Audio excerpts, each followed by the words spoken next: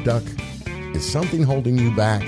Are there obstacles in your way? Well, let's smash through those obstacles so that you can live your best life. Hi, I'm Matt Brooks, founder of Matt Brooks Coaching, and I'm fascinated with how people overcome barriers and achieve success. Join me for insights, strategies, and inspiring stories as we explore practical tips and powerful tools to unlock your full potential. This is the Barrier Busting Podcast.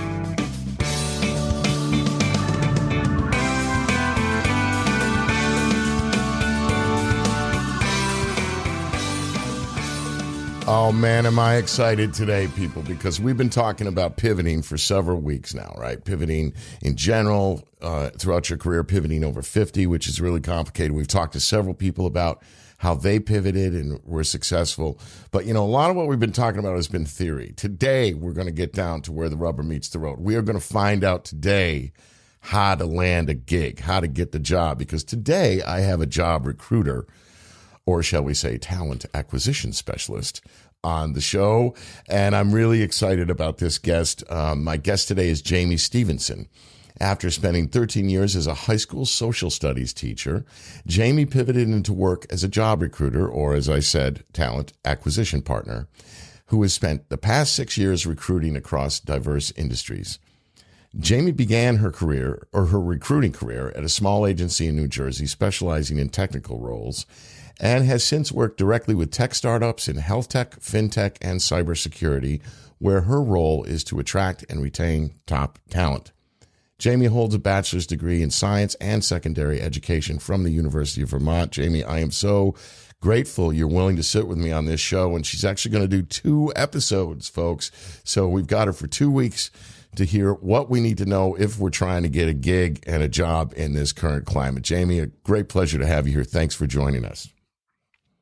Thank you. I'm so excited to be here.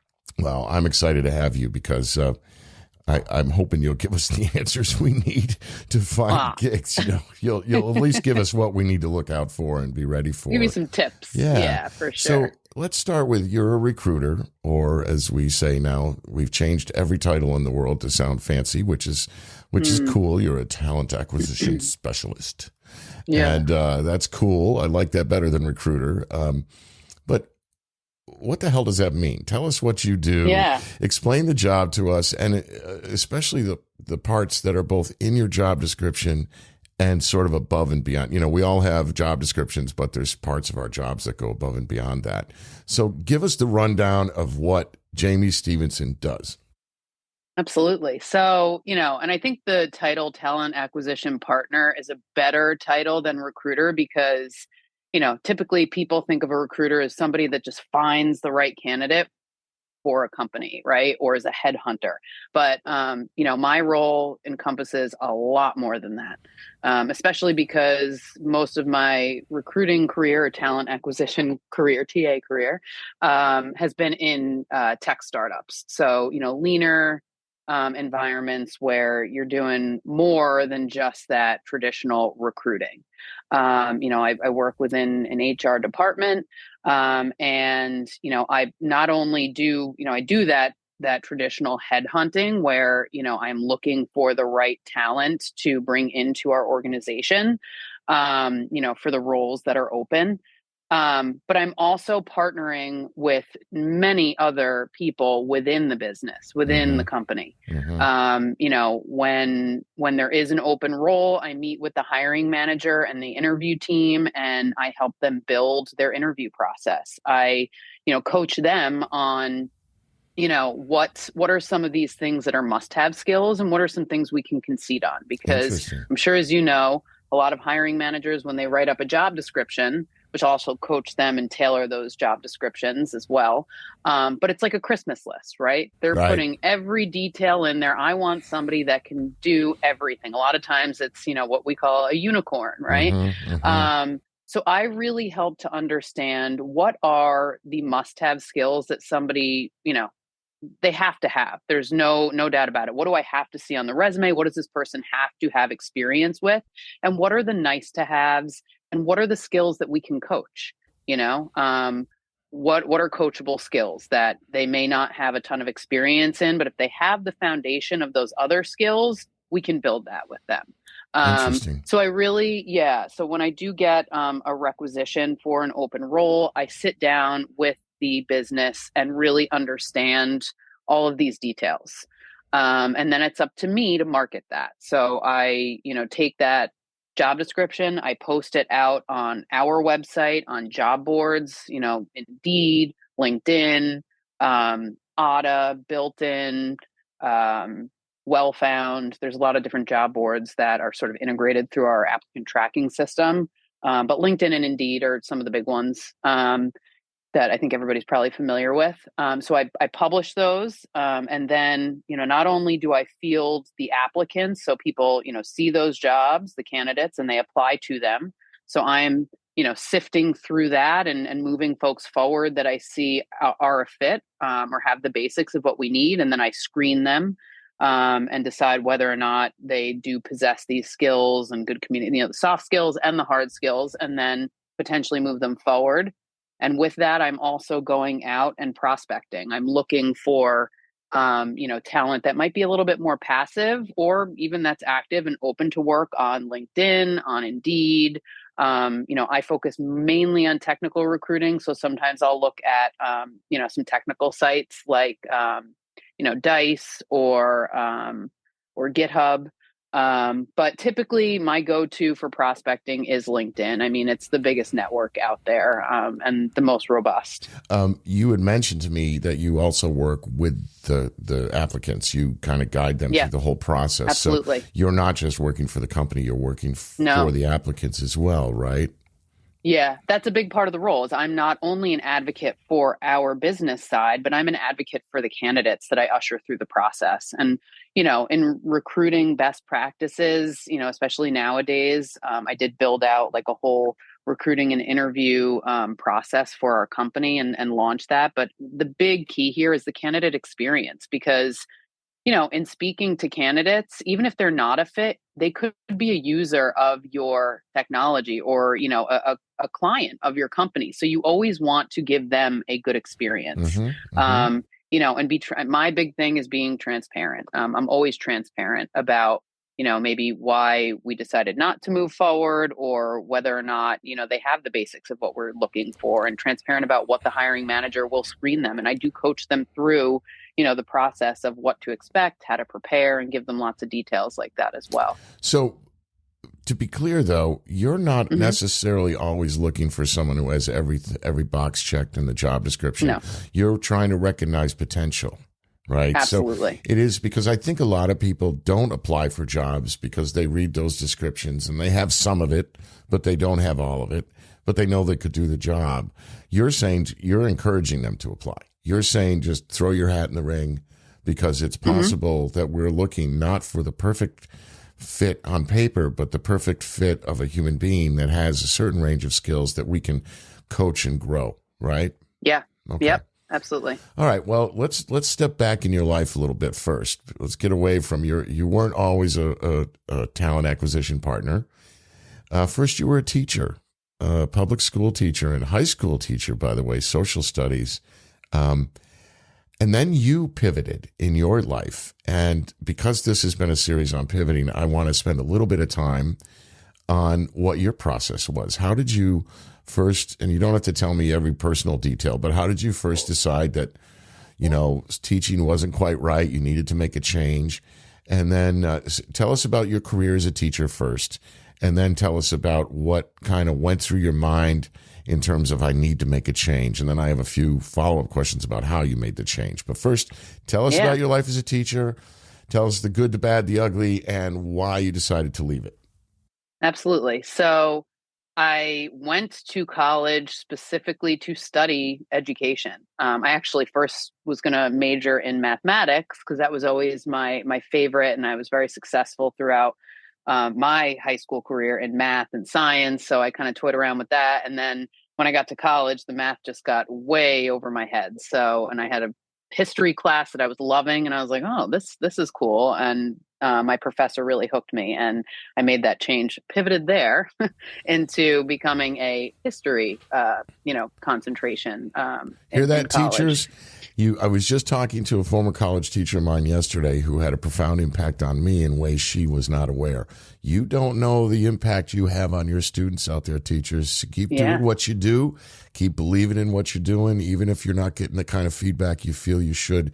There's always going to be somebody out there you're going to reach, right? Just like this history absolutely. teacher. So, sorry, I got to give a little prop to the Yeah, teachers out there. I think definitely. teachers are getting the shit kicked out of them these days, and Oh I'm my God. sick of Yeah, it. So, a little props to them. But anyways, go back to how you made for this pivot. sure.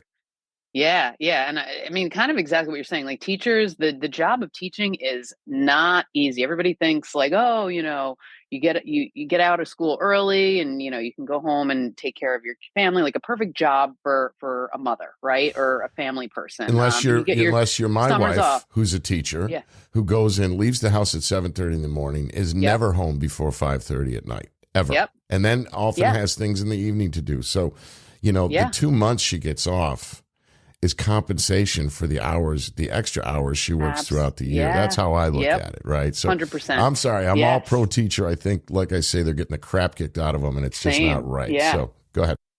Agreed. No, I definitely agree there. And I think that was a big reason why I was like, teaching is not what I thought it was going to be. But yeah, I did go to college, with the idea that I was going to be a teacher. I always thought I wanted, that was going to be my career growing up. And, when you declare a major in college, half the time you have no idea the ins and outs of it, right? Like you're just kind of like told, especially at 18, figure out, especially at 18 figure or out 19. what you want to do.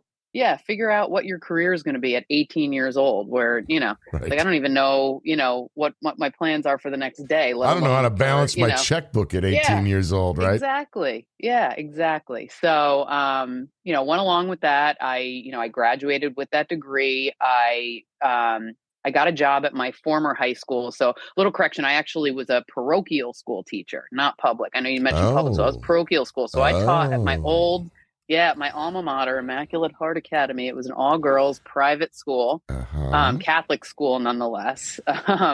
And so I ended up going back there. And, after going up to Vermont for college, I always said, I'm never coming back to Jersey. And not only did I come back to Jersey, I went back to my high school, which was wild. But it was a great opportunity. I got a chance to teach. I first year off was offered a coaching position, coaching volleyball, which was my sport in high school as well. And came back and did my thing. And I taught for 13 years. And there were years that were amazing where I was like, this is it. Like, I love it. And years where I was like, oh my God, I got to figure something else out. And I think in any career, you've got, days or stints of time where you kind of have those thoughts. At least I think a lot of people do, unless you've got the dream job. But, I got to a point where, like we'd mentioned earlier, I was getting burnt out. It wasn't just that 7 a.m. to 3 o'clock, time period where, after school I could come home and be with my kids. I was coaching. I was having to work multiple jobs on the weekends and in the summer to supplement that income. It just was too much. So I went ahead and, started to see what else I could get into. And it was always that big question, like, what can I do?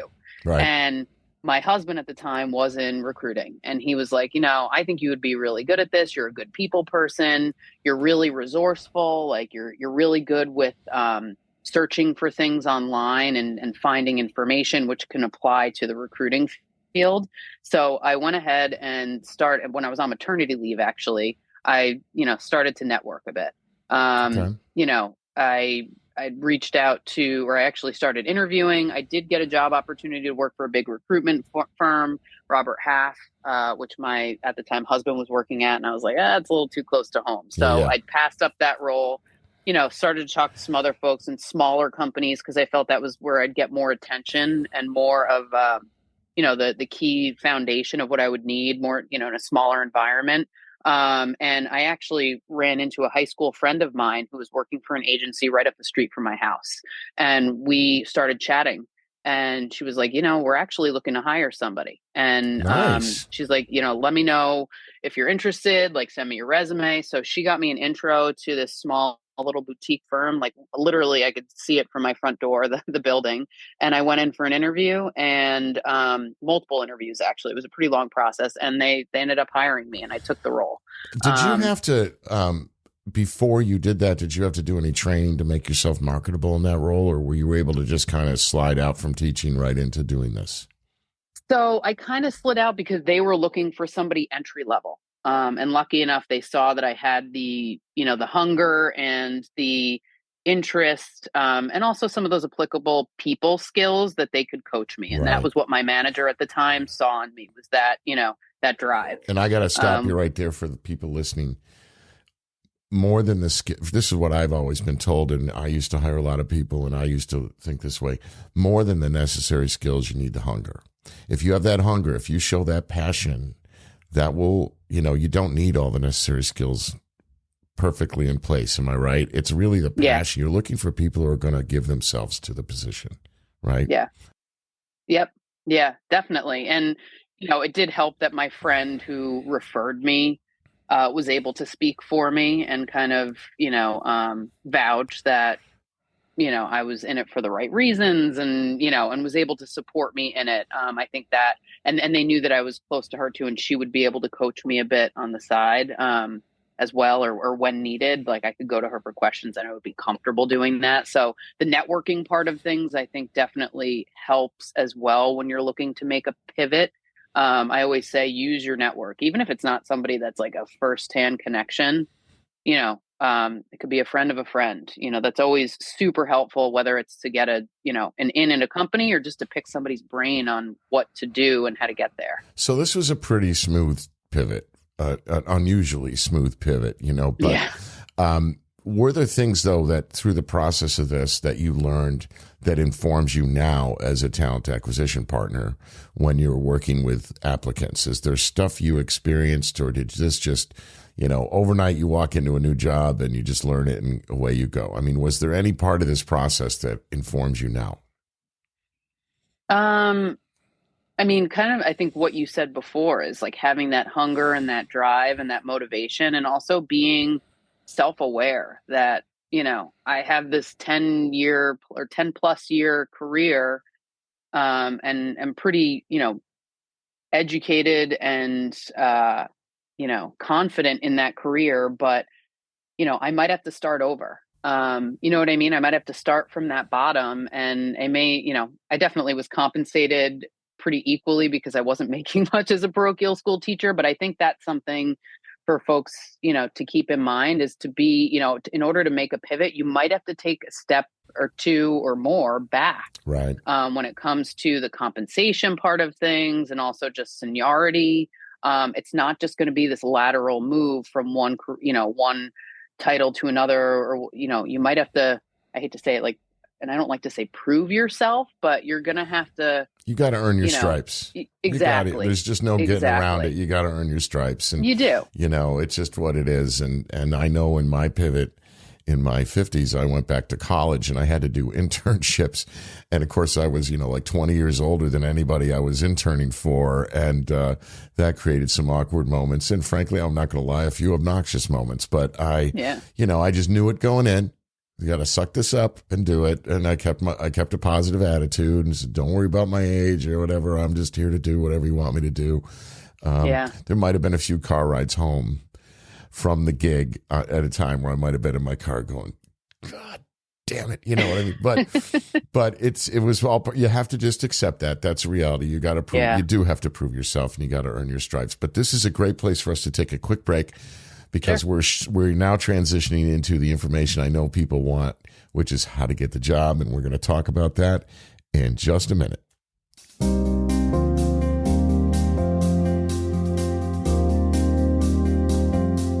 Feeling overwhelmed? Struggling to find balance in your daily life? At Matt Brooks Coaching, we get it, and we can help. With over 25 years of nonprofit executive experience and an MSW with a clinical focus, Matt Brooks offers personalized coaching designed to help you rise above your challenges and live your best life. Whether you aim to advance your career, enhance your skills, or simply find more clarity and peace, Matt is here to be your partner and ally. Visit mattbrookscoaching.com to book your free discovery session today. Take the first step towards a brighter tomorrow.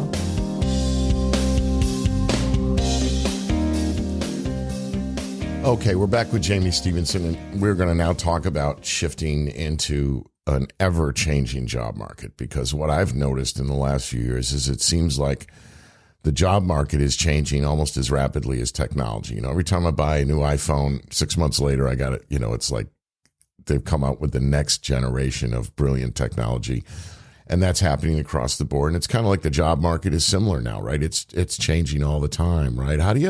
First of all, how do you deal with that? What's your advice to people to deal with that without pulling their hair out of their heads? And, you know, how can people best prepare for these changes? Or actually, even more simpler than that, how can we know what those changes are?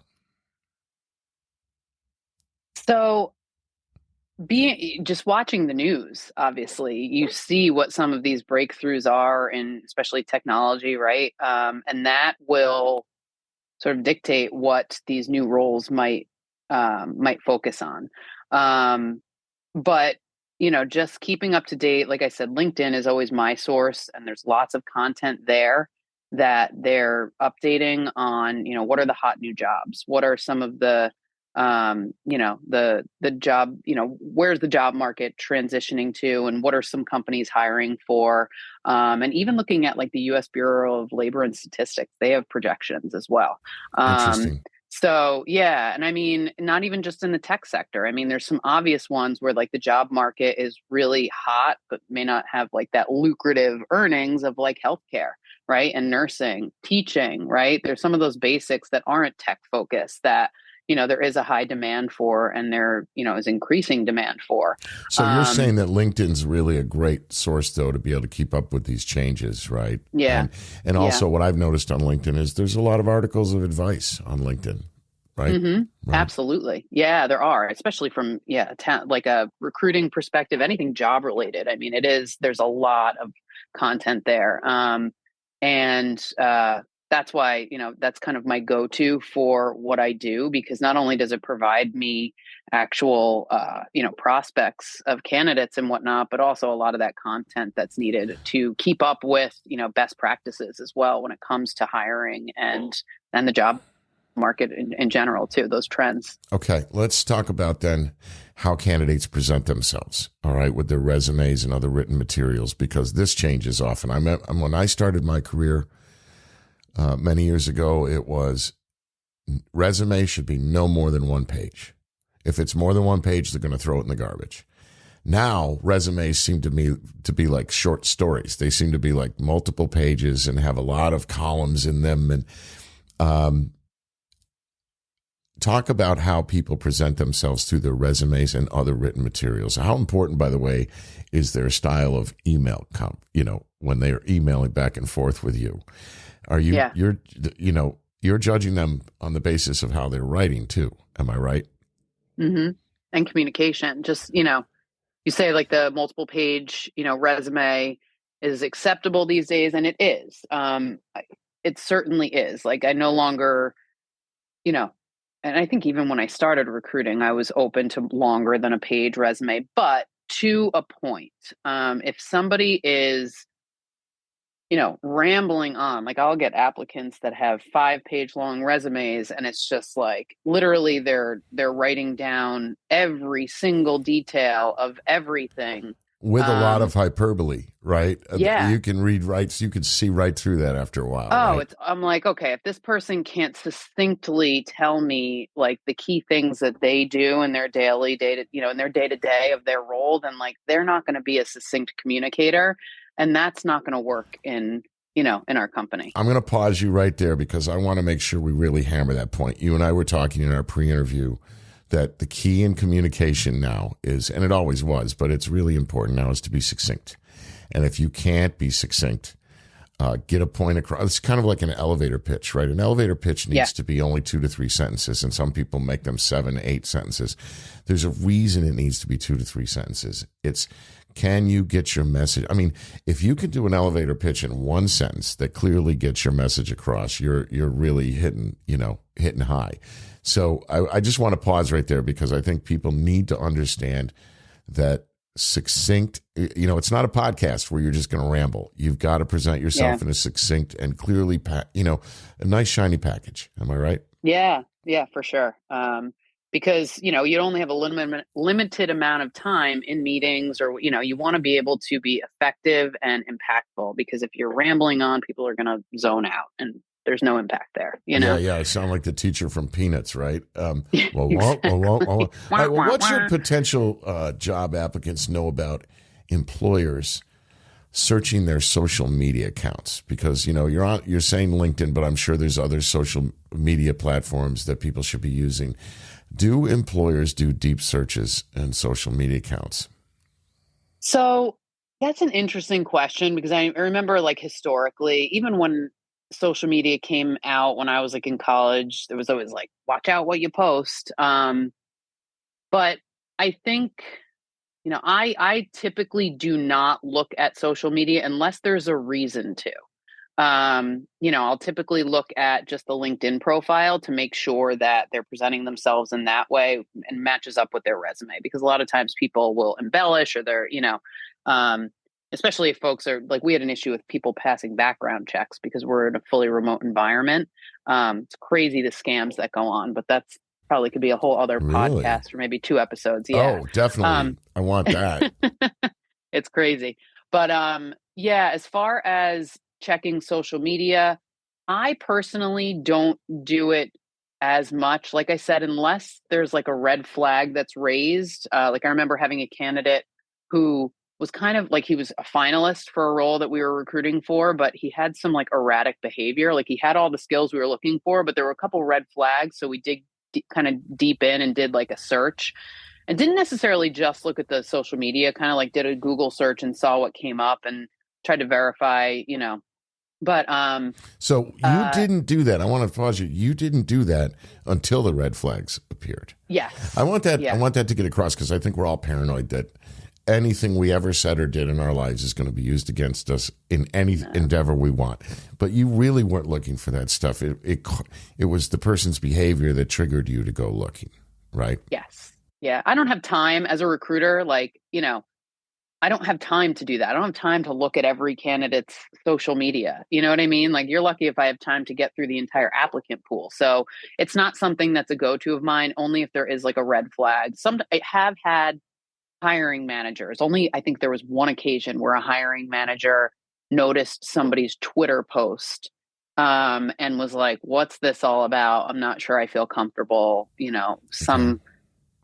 underground. I don't even remember what it was, but there was an alarm raised there on that. But that was only one instance. Sometimes the hiring managers, when they're, preparing to interview a candidate, will dig a little bit deeper and point that out. But for the most part, as from the recruiter's perspective, I do not go beyond LinkedIn. Okay, excellent. Well, that's great to know because I heard that guy. What's the guy on Shark Tank? The bald guy. I forget his name, but he was talking. Mr. Wonderful. Yeah, that dude. Kevin, he was talking on something about how he does these deep searches now, where it's $4,500, and they go into everything, and they can, protesters can now be recognized through some kind of eye recognition, and it'll come up on the deep searches. And I'm like, he's freaking everybody in the world out. I'm not seeing you guys with the kind of time or money to be doing that with everyone. I was just going to say that most companies are not going to have the money to invest in those deep searches. Now, having said this, people, I'm not giving you all permission. She's not giving you all permission to go all batshit on your social media accounts because you can still shoot yourself in the foot. And I personally have a theory that anything that happens before the age of 25 doesn't really count. Okay, so if you post something when you're 18, okay, we can overlook that. What are you like now? But if you're over 25 and you're posting, crazy stuff, you might want to be careful about that. Even though Jamie says she doesn't look for that, it could pop up. All right, let's move forward with, we talked a second ago before the break about passion and hunger. being really important. What are the things that employers are looking for above all? What is it that they're really looking for? I mean, is it that crisp resume? Is it that you have every skill they need? You already said that's not the case. So what are they looking for? What do we need to know? Yeah, I think it varies from hiring manager to hiring manager, to be perfectly honest with you, and from company to company. It really depends on the size of the company, the stage of the company, and what their product is as well. Some hiring managers are more, stick to like the hard skills. They have to have, and again, I work mostly in tech environments, and I'm hiring technical, candidates. So especially those that are senior candidates, like senior principal level, they have to have that hard, tangible experience of being able to code or, whatever that case may, frameworks, languages. But, one thing I could speak to as far as my most recent company was a fintech, and our software architect and director or SVP of engineering were really looking for folks, as we've been saying, that were curious, passionate, hungry, from the sense that they started off the interview process after I would speak to the candidate and just verify the basics. The next step in the process was they called it a preliminary technical interview, where the hiring manager and another, technical person were conducting the interview with the candidate. And half of that interview was conversation, and the second half was an actual coding exercise. But, I would always coach the candidate and say, listen, they don't care if you get to a solution on this coding problem. It's more about how you communicate. How do you talk through what you're doing, why you're doing it? And also, like, how do you approach a problem, right?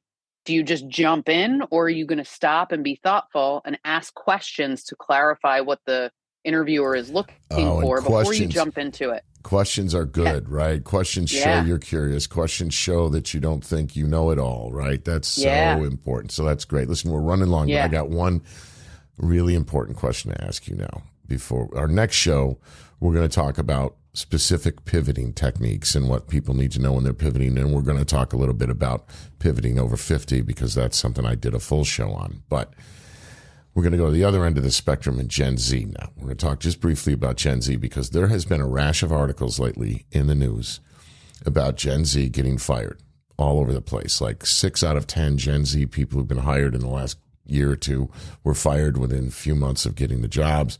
What I've read is it's a lot to do with the fact that they're showing up late. They're dressing, in pajamas, basically. They're not acting professionally. They're actually telling their bosses things like, no, I'm not doing that. I'm not doing that. And sometimes their moms or dads call their boss to complain about, things that are just so crazy to me coming up when I came up. But what do we need to tell Gen Z so that they can become successful in the workforce? And I know you're not going to admit this, that you might be hesitant or not with Gen Z, but what do they need to do to maintain their jobs, and what do they need to do when they present themselves in an interview? Yeah, no, I definitely hear your concerns. And it's funny because, I remember this coming up and all the challenges with the millennials, right? First of all, it's not my concerns. I've been reading about this all over the news lately. But it was the same. Yeah, it was the same when the millennial generation came into the workplace. There was all these challenges. So it's kind of like that, that concern that's always there, with the younger generation. It wasn't with my generation. We got the gig and they're like, you either do it our way or you're gone. Yeah, there wasn't any, we're going to accommodate you because you feel like wearing pajamas to work today. No. That didn't happen in my generation. So it is foreign to me what's going on. So what do you think? How are we going to get through this? Yeah, no, I think that we're going to get through it. I mean, we always do. And I think Gen Z eventually, they're the first generation that it was, when they were born, Apple phones were out. The social media is just a part of their norm. and it's totally affecting their way of being social, outside and inside of the workplace. And top that with the pandemic, right? All of these challenges that they've had to face. And they really, when they first graduated college, they were having to work remotely from home. So they were kind of set up with a shitty, start there. Okay. But, I if you're asking what my advice would be, you do have to be polished. The workplace is the workplace. There are certain basic expectations that companies are going to hold. And, companies are evolving, their cultures are changing, as far as like mental health. I know that's a big thing with the Gen Zers and, anxiety and this and that. So, it's a two-way street where we do have to make some changes and I think accommodate, but at the same time, they got to put on their big kid pants and show up. Right? Well, yeah, exactly. My father used to have a saying, and he was a World War II vet, so that would, put it in perspective. But his saying was, you don't have rights, you have responsibilities. And what he meant by that was, with rights come responsibilities. You can't just, I'll give you an example, a funny one with my son who's young. He said to me about a year ago, he said, Dad, my friend gets an allowance for doing his chores. And I said, well, isn't your friend lucky? And he looked at me shocked. And I said, He said, shouldn't I get something? I said, you do. There's that roof over your head and that refrigerator and that PS5 and all. He looked shocked. And I said, look, we all have to make an effort to contribute. We don't get compensated for everything. Whenever you need money, I float you what you need.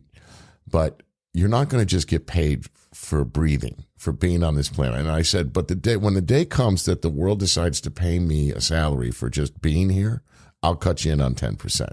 I said, we do have to live up to standards. And if people are paying us for work, they get to decide what that work is. They get to decide what the culture of that environment is. And if you don't like the culture of it, there's the door, right? I mean, I think there's an awful lot, and I understand Gen Z has really interesting challenges, really tough challenges that my generation didn't have. Things like you said, social media, 24/7 bullying on social media, COVID. There are a lot of challenges, but at the end of the day, when the rubber meets the road, being a professional is being a professional, right? Yeah. It's taking a shower before you go to work and looking, clean and going to work and bringing your best attitude to it.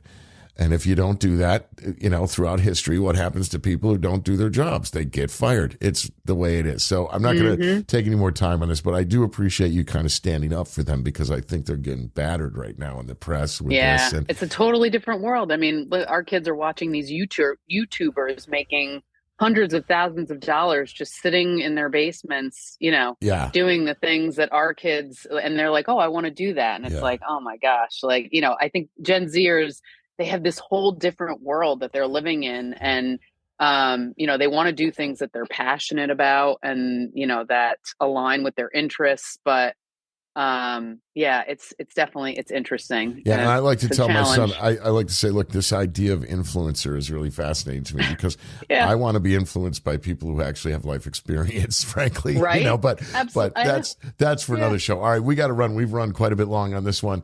But the good news is Jamie's going to be back for another show, and we're going to talk more specifically about what we need to know when we're making life pivots. So, Jamie, thank you for being here. It's great to have you. Thank you. And we will be back with her again. If you've liked this show, please hit the follow or subscribe button so you can get notified anytime we drop a new show. Back with Jamie next week, so please join us for that. For now, thank you for listening, and we'll catch you next time on the Barrier Busting Podcast.